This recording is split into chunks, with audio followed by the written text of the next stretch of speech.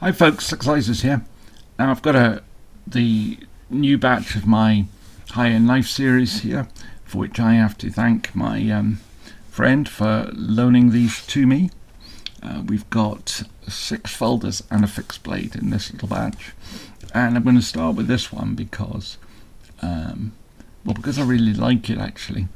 Of the 6 that came out of the folders, this is probably the one that jumped out to me as the most attractive, and this is an Olamic Whippersnapper. Now you may recall I did another Whippersnapper earlier in this series, in fact right back at the beginning, and it was a knife I really liked, but I didn't really like the aesthetics because it, as you can see here,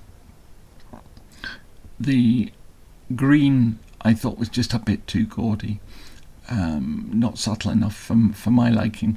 Now, you know, that may be the bit that appeals to many people, but not really to me.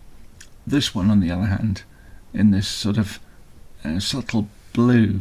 Now it's a sort of it's like a sanded finish, sanded and then anodized blue. So it's got these really fine, attractive striations in it. I don't know how well that will come over. Oh yeah, you can see them there. A nicely sculpted handle in titanium. You've got this, I think it's probably zirconium, but I'm not 100% sure, pivot collar here, which matches the floating backspacer. I'll turn that over far enough.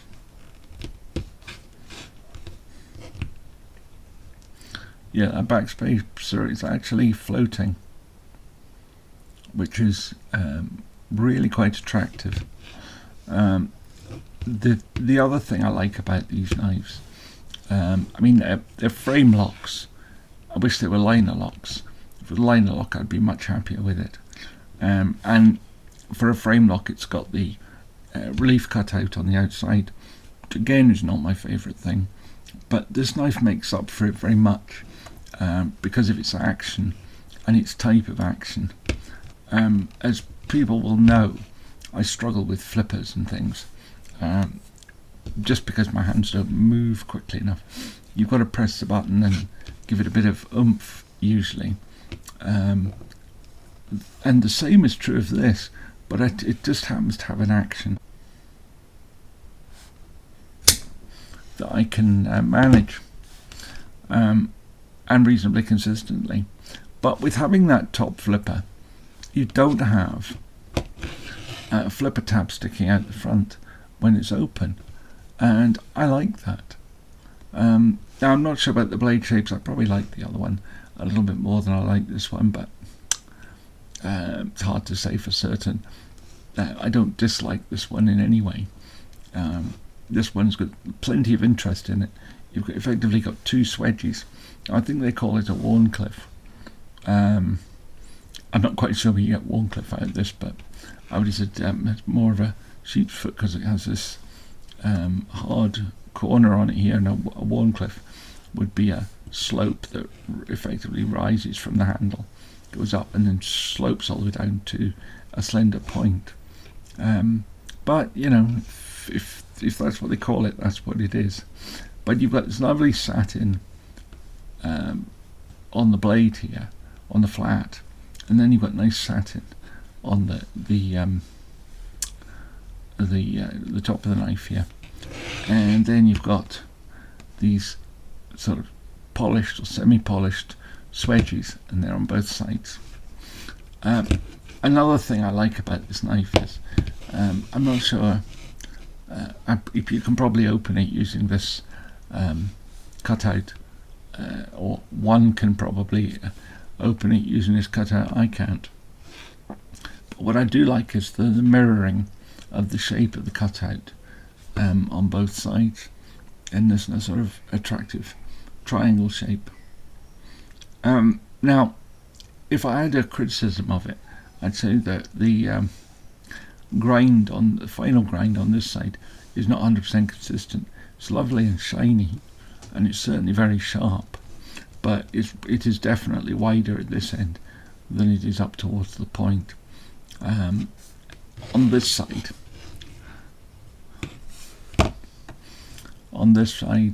it's a bit more consistent, to be honest.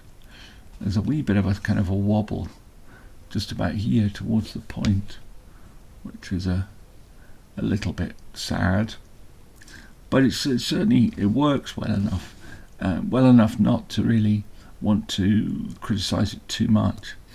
I should say it's CPM 20 CV blade, which is sort of an American-made equivalent to M390, which is an Austrian European steel. Now, Olamic are based in California, I believe. They did get a bit of controversy because they claimed their knives to be American-made, but there was this suggestion that they were American-made from imported parts.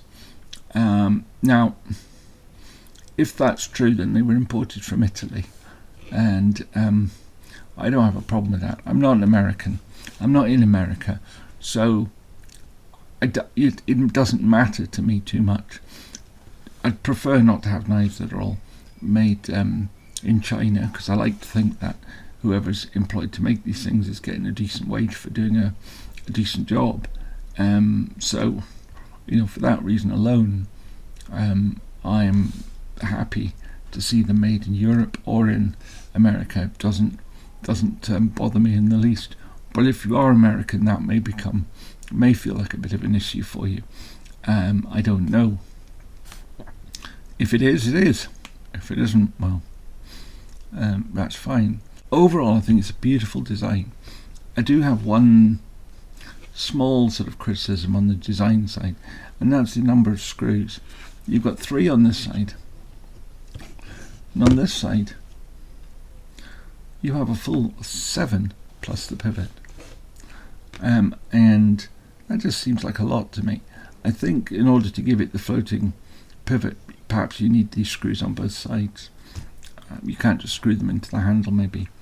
Then you've got 2 screws for the machined clip, but it's machined at one end, and the other end is just flat steel that's held with 2 little standoffs on 2 screws. And then down at the lock end, you've got 2 screws to hold in the over travel stop and the steel interface between the lock and the blade. It just seems a bit cluttered. I'm sure it could have been a bit neater than that. I mean, these screws could presumably have been put through from the inside rather than the out. I don't know if it necessarily needed 2 screws here or something pocketed with 1 screw. Most manufacturers seem to manage that. And of course, the things, I'm never a great fan of frame locks. I just think they don't look quite as tidy, and I'm never a fan of having the cutout on the outside. But it's, I may be alone in that. You can't actually criticize a knife for being a frame lock and having a cutout on the outside. It's it's generally accepted to be a good thing. In terms of the ergonomics of this knife, you have these sort of scalloped bits and the handle, which I don't know that add or subtract very much from the knife ergonomics. They do add to make it attractive, so they're good for the aesthetics. What you do have is this nice little choil up the front here, and the blade is cut at a nice angle so that the point is away from the edge of your finger, which makes it a perfectly good option for holding the knife. Okay, so let's have a look at the size of this. It's not a big knife. Actually, it's the sort of knife that I would like to carry in the UK, as you can hopefully see. It's measured from the handle. It has It has just shy of a 3-inch blade. It's about an 1/8 short, so 2 7/8, thereabouts, just over 70 millimeters. And the cutting edge, much as I keep being assured by the black belt barrister that it's blade length that matters, not cutting edge.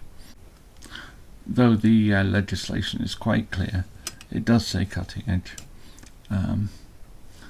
His case law that he cites is to do with a screwdriver, which is not a bladed instrument under the terms of the Act.